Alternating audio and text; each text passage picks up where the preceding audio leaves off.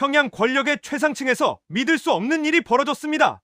그 중심에는 리설주 전담 특별의료진 간호병장이 있었는데요. 더 충격적인 것은 20년을 충성으로 바친 엘리트 간호병이 밤에는 불법 장사꾼으로 살아야 했다는 겁니다. 그녀는 결국 목숨을 걸고 두만강을 건넜습니다. 영광의 자리를 버리고 죽음의 강물로 뛰어든 그녀. 도대체 무슨 일이 있었던 걸까요? 지금부터 그 충격적인 진실을 들려드리겠습니다. 북한 주민들의 자유를 응원하신다면 같이 행복해요, 환영해요 응원 한마디 댓글 남겨주세요. 여러분의 구독과 좋아요 하나하나가 숨겨진 북한의 진실을 세상에 알리는 힘이 됩니다. 제 이야기는 2020년 봄 평양 창광거리 우리 집에서 시작됩니다. 그날 저녁 어머니가 끓여주신 된장국으로 식사를 하는데 전화벨이 울렸습니다. 동무는 특별 임무에 선발되었소. 순간 심장이 터질 듯 뛰었습니다. 28배 군에 입대해 20년을 간호병으로 살아온 제가 48배 받은 소식이었죠. 리설주 동지를 모시는 특별의료진 간호병장으로 선발된 것이었습니다. 돌아가신 아버지가 살아계셨다면 얼마나 기뻐하셨을까요?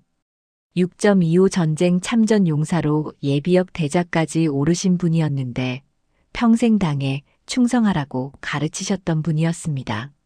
어머니는 아버지 훈장을 꺼내 닦으며 말씀하셨습니다. 아버지가 보시면 자랑스러워 하실 거다. 남동생은 온 동네에 누나 자랑을 했고 이웃들은 부러워했습니다. 그때만 해도 저는 이것이 제 인생 최고의 영광이라고 믿었습니다. 하지만 영광 뒤에는 현실이 있었습니다.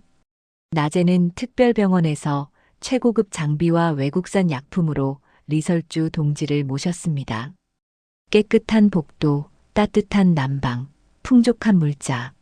하지만 원래 근무하던 군 병원은 정반대였습니다. 의약품이 없어 제 돈으로 뇌물로 약을 구했고 입원한 군인들은 제대로 먹지 못해 비쩍 말랐습니다.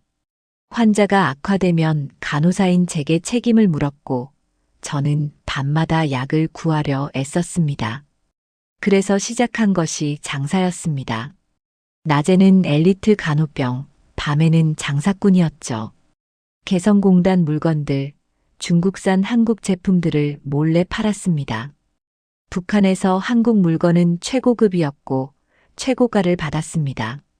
한국산 비누, 화장품, 의약품은 날개 돋친 듯 팔렸죠. 1990년대 고난의 행군을 겪은 우리 세대는 알았습니다. 배급만으로는 살 수 없다는 것을. 하지만 모든 장사는 불법이었고 저는 늘 단속에 떨며 뇌물을 바쳤습니다. 세금은 없지만 뇌물이 세금보다 많았으니까요. 그날 밤 잠이 오지 않았습니다. 창밖으로 평양 밤거리가 보였습니다. 영광스러운 마음 한편으로 가슴이 답답했습니다. 이 생활이 언제까지 계속될까? 이렇게 이중생활을 하며 떨며 사는 것이 옳은가 하는 의문이 고개를 들었습니다. 그때는 몰랐습니다. 이 의문이 제 인생을 바꿔놓을 거라는 것을요. 2021년 여름 특별병원에서 리설주 동지를 모신 지 1년이 지났을 무렵의 일입니다. 그날은 정기 검진 날이었고 저는 평소처럼 의료 기록을 준비하고 있었습니다. 문이 열리고 리설주 동지가 들어오셨는데 손목에 찬 시계가 눈에 들어왔습니다. 반짝이는 스위스제 명품 시계였죠. 제가 장마당에서 팔던 한국 제품보다 훨씬 고급이었습니다. 그 시계 한 개 값이면 우리 어머니가 1년은 편히 사실 수 있겠다는 생각이 스쳤습니다.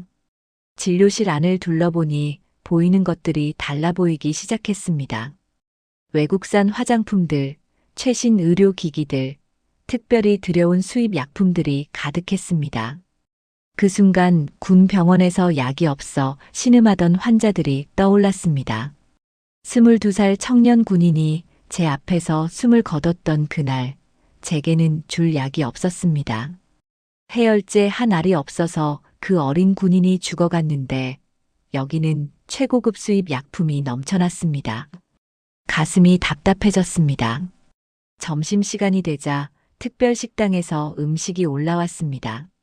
소고기, 돼지고기, 닭고기, 온갖 채소들이 가득했습니다. 북한에서 소고기는 일반 주민들은 평생 먹기 힘든 음식이었습니다. 저도 장사를 하면서 돈을 좀 벌었지만 소고기는 명절에나 한 번씩 살까 말까 했습니다. 그런데 여기서는 매일같이 이런 음식이 나왔습니다. 함경북도에 계신 친척들이 보낸 편지가 생각났습니다. 옥수수죽도 제대로 못 먹는다던 그 내용이 떠올랐죠. 그날 저녁 집에 돌아와 어머니가 차려주신 밥상을 봤습니다. 옥수수밥에 김치, 그리고 된장국이 전부였습니다. 평양에서 나름 잘 사는 편인 우리 집도 이런데 지방은 얼마나 힘들까요? 군 병원 환자들은 제대로 먹지 못해 말랐는데 특별병원에서는 음식이 넘쳐났습니다. 그날 밤 잠이 오지 않았습니다. 장마당에서 굶어 죽는 주민들이 있는데 우리가 모시는 분들은 저렇게 사는구나. 이런 생각이 머릿속을 떠나지 않았습니다. 충성심과 양심 사이에서 혼란스러웠습니다. 이게 맞는 건가? 이게 우리가 믿어온 세상인가? 의문이 점점 더 커져갔습니다. 2022년 가을, 제 인생에 전환점이 찾아왔습니다. 군물자 조달 명목으로 중국 단둥에 갈 기회가 생긴 겁니다. 압록강을 건너는 순간 심장이 두근거렸습니다. 처음 가보는 바깥 세상이었으니까요. 중국 땅에 발을 디딘 순간 광경에 입이 떡 벌어졌습니다. 거리마다 상점들이 즐비하고 사람들은 자유롭게 물건을 사고 팔았습니다. 북한에서는 단속반 눈치 보며 골목에서 숨죽여 장사하는데 여기는 당당했습니다. 간판을 크게 내걸고 떳떳하게 영업을 하더군요. 장사가 합법이구나. 충격이었습니다. 한 식당에 들어갔을 때였습니다. 주인 아주머니가 웃으며 손님을 맞이했습니다. 북한에서는 볼 수 없는 여유로운 표정이었어요. 밥값을 계산하며 물었습니다. 여기도 단속이 있습니까? 아주머니가 대답했습니다. 무슨 단속이요? 세금만 내면 되지. 당당하게 장사하는데 무슨 단속이 필요해요? 그 말이 가슴에 꽂혔습니다. 세금을 내면 당당하게 산다고요? 우리는 세금은 없다면서 뇌물이 세금보다 많은데 말이죠. 밤에 숙소로 돌아와 동료 순이 명옥과 조심스럽게 이야기를 나눴습니다. 방문을 닫고 목소리를 낮췄습니다. 우리가 팔던 한국 제품들, 여기서는 평범한 물건이더라고요. 명옥 언니가 한숨을 쉬며 말했습니다. 우리와 바깥 세상의 격차가 이렇게 큰 줄 몰랐어요. 순이는 눈물을 글썽이며 말했습니다. 바깥에서는 합법적으로 사는데 우리는 왜 숨죽이고 살아야 하죠? 평양으로 돌아온 뒤 모든 게 달라 보였습니다. 거리를 걷다가 단속반을 피해 도망가는 장사꾼들을 봤습니다.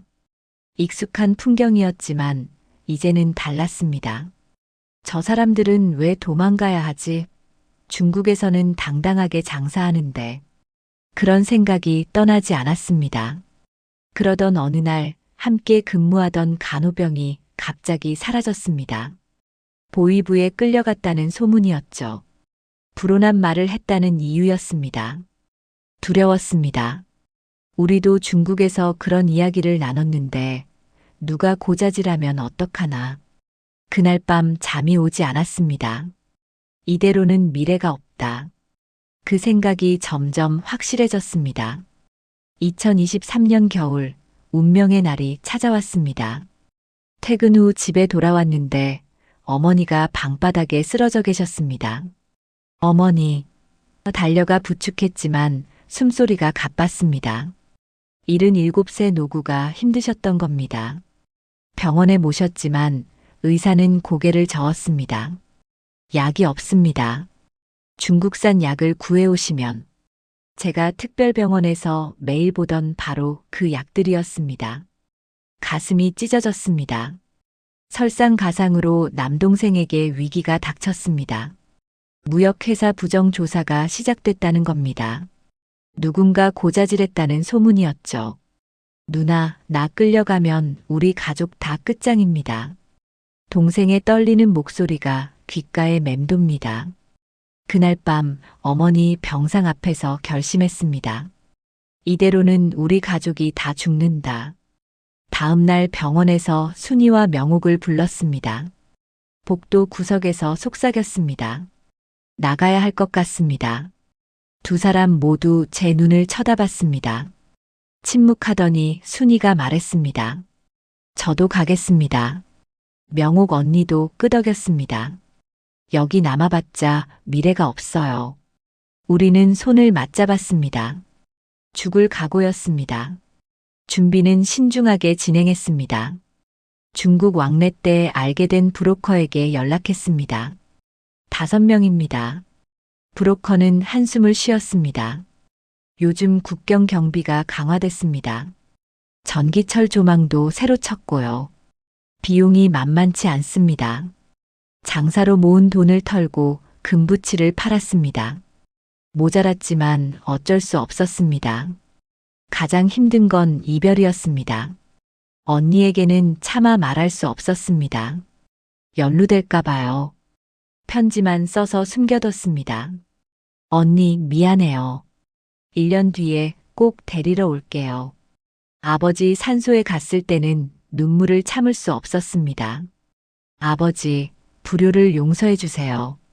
고향집 마당의 대추나무를 마지막으로 쓰다듬었습니다. 어릴 적 아버지가 심으신 나무였죠. 2024년 3월 드디어 그날이 왔습니다. 어머니 손을 잡고 말씀드렸습니다. 어머니, 죽어도 함께 죽읍시다. 어머니는 제 손을 꼭 쥐셨습니다. 그래, 살아도 함께 살자. 목숨을 건 여정이 시작됐습니다. 2024년 3월 15일 밤 11시 함경북도 온성 산골짜기였습니다. 달도 없는 칠흑 같은 밤이었죠. 브로커가 속삭였습니다. 지금부터 말하지 마세요. 숨소리도 조심하세요. 우리 5명, 어머니를 제가 업고 남동생이 짐을 들었습니다. 순이와 명옥 언니는 서로 부축했습니다. 심장이 터질 듯 뛰었습니다. 산길을 1시간쯤 내려가자 철조망이 보였습니다. 전기가 흐르는 새 철조망이었죠. 브로커가 장비로 전기를 차단했습니다. 빨리 1분 안에 통과하세요. 철조망 밑을 기어가는데 어머니가 신음하셨습니다. 48살 제 몸도 힘든데 77세 어머니는 얼마나 힘드셨을까요? 철조망을 통과하자 강이 보였습니다. 두만강이었습니다. 3월 강물은 얼음장처럼 차가웠습니다. 물 깊이는 허리까지 옵니다. 절대 소리 내지 마세요. 저는 어머니를 더 꽉 업었습니다. 하늘에 계신 아버지, 저희를 지켜주세요. 속으로 기도했습니다. 강물에 발을 담그는 순간 숨이 멎는 줄 알았습니다. 너무 차가워서 다리에 감각이 없었습니다. 한 걸음씩 조심스럽게 나아갔습니다. 어머니를 업고 강을 건너는 게 이렇게 힘들 줄 몰랐습니다. 강 중간쯤 왔을 때 불빛이 보였습니다. 순찰되었습니다. 엎드려. 우리는 물속에 몸을 숨겼습니다. 어머니를 물에 적시지 않으려고 최대한 높이 들었습니다. 차가운 강물이 가슴까지 찼습니다. 이가 딱딱 부딪혔지만 참았습니다. 순찰대 불빛이 강 위를 훑고 지나갔습니다. 1분이 1시간처럼 느껴졌습니다. 순찰대가 지나가고 다시 움직였습니다. 그때 뒤에서 순이가 발을 헛디뎠습니다. 신음소리가 났습니다. 순간 총소리가 울렸습니다. 탕. 귀가 먹먹해졌습니다. 빨리. 모든 게 끝이라는 생각이 들었지만 발은 앞으로 나아갔습니다. 기적처럼 중국 땅에 닿았습니다. 뒤돌아보니 순이가 다리를 절뚝거렸습니다. 총알이 스쳐간 겁니다. 어머니를 내려놓고 순이를 부축했습니다. 조금만 더. 숨이 턱까지 찼지만 달렸습니다. 죽음을 건너온 순간이었습니다. 중국 땅에 발을 디딘 안도감도 잠시 곧바로 달려야 했습니다. 브로커가 우리를 연길 근처 조선족 마을로 데려갔습니다. 2024년 4월 새벽 허름한 집 앞에 섰습니다. 문이 열리고 이른데 할머니가 나오셨습니다. 어서 오너라. 빨리 들어와. 같은 핏줄인데 안 도와주면 누가 도와주겠노. 할머니의 사투리가 고향 같았습니다.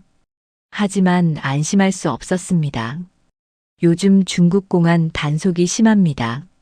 북한 요청이 들어왔답니다. 5명이나 되니 조심하세요. 가슴이 철렁했습니다. 어머니는 지친 모습으로 앉으셨습니다. 순이의 다리 상처는 곪기 시작했습니다. 약을 구할 방법이 없었습니다. 낮에는 절대 밖에 나갈 수 없었습니다. 창문도 제대로 열 수 없었죠. 5명이 작은 방에 숨죽이고 지냈습니다. 밤이 되면 할머니가 음식을 가져다 주셨습니다. 오늘은 된장찌개 끓였다. 우리 고향 맛이제. 된장찌개 한 숟가락을 떠먹는데 눈물이 났습니다. 평양에서 어머니가 끓여주시던 그 맛이었습니다. 한 달쯤 지났을 때 밤에 할머니가 급하게 들어오셨습니다. 공안이 이 마을에 왔다 카더라. 탈북자 찾는다고. 심장이 멎는 줄 알았습니다. 5명이 더 깊숙이 몸을 숨겼습니다. 어머니는 기침을 참으시려고 손수건을 입에 물으셨습니다. 그날 밤은 한숨도 자지 못했습니다. 결국 돈을 벌어야 했습니다. 브로커가 근처 식당 일을 구해줬습니다. 저와 명옥 언니가 밤에만 식당 뒤에서 설거지를 했습니다. 주인은 우리가 탈북자인 걸 알았지만 묵인해줬습니다. 하루 종일 접시를 닦았습니다. 손이 터지고 갈라졌습니다. 하지만 참았습니다. 이 돈으로 어머니 약을 사야 했으니까요. 2개월이 지났습니다. 어머니 기침이 심해졌습니다. 순이 다리는 나아지지 않았습니다. 좁은 방에서 5명이 숨죽이고 사는 게 한계였습니다. 이대로는 안 됩니다. 명옥 언니가 말했습니다. 한국으로 가야 합니다. 우리는 브로커를 찾았습니다. 마지막 남은 돈을 모두 꺼냈습니다. 한국으로 보내주세요. 새로운 여정이 시작되려 하고 있었습니다. 2024년 6월 드디어 한국으로 가는 여정이 시작됐습니다. 브로커가 말했습니다. 동남아시아를 거쳐서 가야 합니다. 중국에서 바로 한국으로는 갈 수 없습니다. 우리 5명은 위조 서류를 받았습니다. 손이 떨렸습니다. 들키면 북한으로 송환됩니다. 어머니 손을 꼭 잡았습니다. 먼저 기차로 베트남 국경까지 갔습니다. 긴 여정이었습니다. 기차 안에서도 긴장을 풀 수 없었습니다. 중국 공안이 수시로 검문했거든요. 서류를 보여줄 때마다 심장이 터질 듯 뛰었습니다. 어머니는 계속 기침을 하셨습니다. 괜찮으세요? 물으면 고개만 끄덕이셨습니다. 77세 몸으로 이 긴 여행이 얼마나 힘드셨을까요? 베트남을 거쳐 라오스로 들어갔습니다. 정글 같은 곳을 걸어서 국경을 넘었습니다. 밤새 걸었습니다. 모기가 온몸을 물어뜯었고 습한 공기가 숨을 막았습니다. 순이의 다리는 아직도 아팠습니다. 우리는 서로를 부축하며 걸었습니다. 조금만 더, 조금만 더. 그 말만 되뇌었습니다. 가장 위험한 순간은 라오스 경찰에게 발각됐을 때였습니다. 한국 목사님이 연결해 주신 현지 브로커가 경찰과 협상했습니다.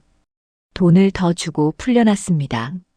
그날 밤 숙소에서 5명이 손을 맞잡고 기도했습니다. 하늘에 계신 아버지, 우리를 한국까지 무사히 인도해 주세요. 어머니가 눈물을 흘리며 기도하셨습니다. 1달 반이 지났습니다. 2024년 8월 드디어 태국 방콕에 도착했습니다. 한국 목사님이 우리를 만나러 오셨습니다. 고생 많으셨습니다. 이제 거의 다 왔어요. 목사님 말에 눈물이 쏟아졌습니다. 목사님은 우리를 한국 대사관으로 데려가 주셨습니다.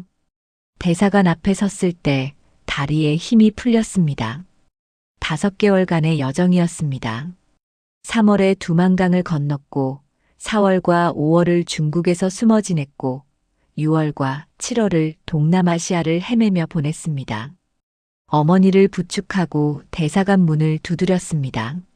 저희는 북한에서 온 탈북자입니다. 문이 열렸습니다. 마침내 대한민국 땅에 닿을 수 있는 마지막 관문을 통과한 것입니다.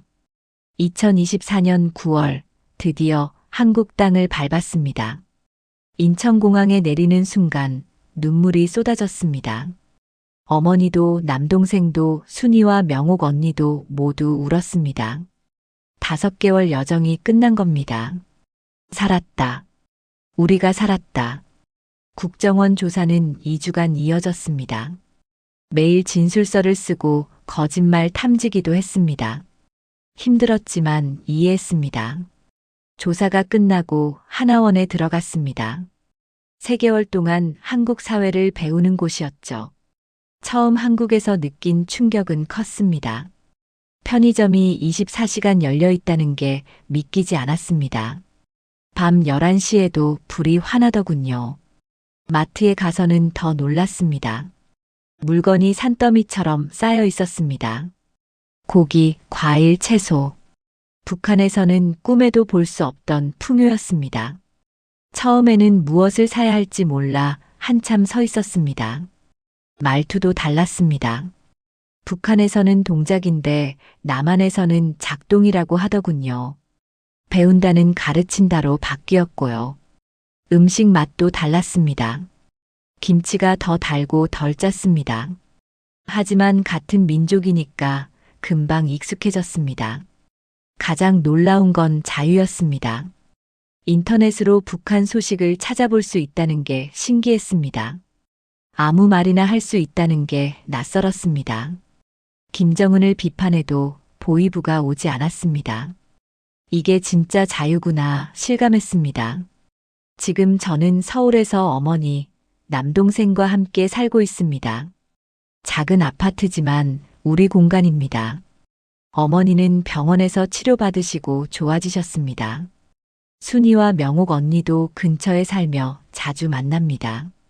우리는 함께 죽을 고비를 넘긴 가족입니다. 하지만 그리운 사람들이 있습니다. 북한에 두고 온 언니가 보고 싶습니다.